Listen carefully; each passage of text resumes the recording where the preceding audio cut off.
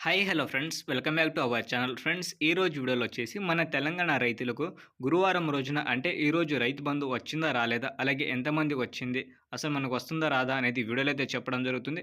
దాంతోపాటు మనకి నరేంద్ర మోడీ సార్ డబ్బులు అయితే రావాలి కదా పీఎం కిసాన్కి సంబంధించి దాని గురించి కూడా అప్డేట్ అయితే తీసుకొచ్చాను. ఈ అన్ని వివరాలు అనేది మీకు వీడియోలో అయితే చెప్పడం జరుగుతుంది.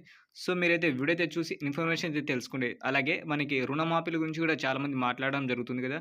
సో రుణమాఫీల గురించి కూడా ఎక్కడ దాకా వచ్చింది వీడియోలో అయితే చెప్తాను. వీడియో అయితే చూడండి.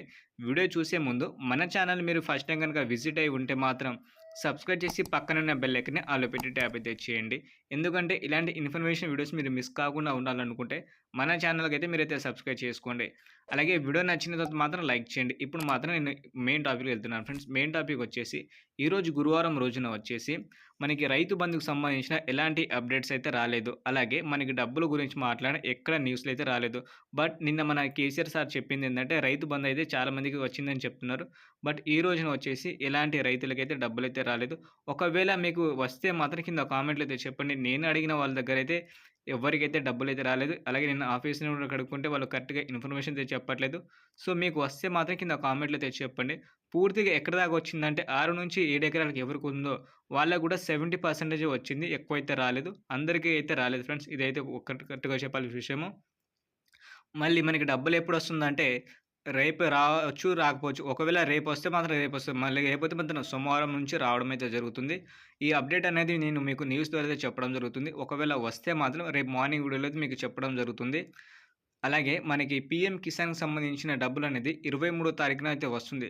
బట్ దానికొచ్చేసి ఈకేవైసీ అయితే చేసుకోవాలి. ఒకవేళ చేయకపోతే మాత్రం డబ్బులైతే రాదు. అది ఎలా చేసుకోవాలి మా మొబైల్ నుంచి అనేది ఒక వీడియో అయితే చేశాను. ఒక 2 నిమిషాల వీడియో ఉంటది. ఆ 2 నిమిషాలు చూసి మీరు ఈజీగా అయితే చేసుకోవచ్చు. మీ ఆధార్ కార్డ్ ఉంటే మాత్రం. అలాగే మనకి రుణమాఫీల గురించి మనకి హరీష్ రావు మంత్రి మాట్లాడడం జరిగింది. సో, దానికి సంబంధించిన ఇంకా డీటెయిల్స్ అనేవి మనకు అఫీషియల్‌గా అయితే రాలేదు. బట్ మాట్లాడే వాళ్ళే చెప్పారు.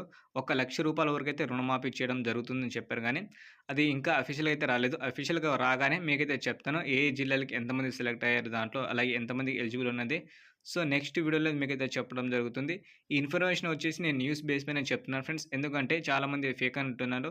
ఈరోజైతే ఎవరికైతే డబ్బులొస్తుందో వాళ్ళు ఒకసారి కామెంట్‌లో అయితే చెప్పండి. ఎందుకంటే ఫేక్స్ న్యూస్ అయితే నేను చెప్పను. నేను కనుక్కొని మీకైతే ఇన్ఫర్మేషన్ షేర్ చేయడం జరుగుతుంది. సో, వస్తే మాత్రం కింద కామెంట్‌లో అయితే చెప్పండి. ఒకవేళ రాకపోయినా మాత్రం కింద కామెంట్‌లో అయితే చెప్పండి. ఎంతవరకు భూమి వాళ్ళకి ఆగిపోయిందని డబ్బులనేది. మీలాంటి చాలామంది అయితే తెలుసుకుంటారు వీడియో చూసేవాళ్ళు. సో, ఒక్కసారి కామెంట్ అయితే చేయండి. ఈ వీడియో మీకు నచ్చితే మాత్రం ఒక లైక్ చేయండి. అలాగే ఇలాంటి ఇన్ఫర్మేషన్ వీడియోస్ మీకు కావాలనుకుంటే మాత్రం మన ఛానల్‌కైతే మీరైతే సబ్స్క్రైబ్ చేసి పక్కనే ఉన్న బెల్ ఐకాన్ని ఆల్‌లో పెట్టి ట్యాప్ అయితే చేయండి.